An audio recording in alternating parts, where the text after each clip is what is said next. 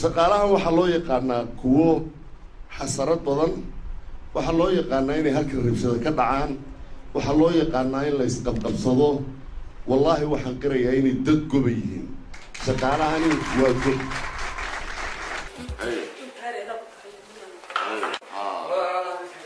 gurigood loo taagan naga dareer dhacday.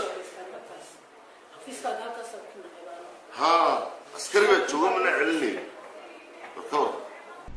shaqaalahan waxaa loo yaqaanaa kuwo xasarad badan, waxaa loo yaqaanaa inay halkan rabshada ka dhacaan, waxaa loo yaqaanaa in la isqabqabsado. wallaahi waxaan qirayaa inay dad goba yihiin. waaryahaada yaa jooga meeshan? waraadar yaa jooga blorta? naga dareera dhaadan meesha nooga dareera.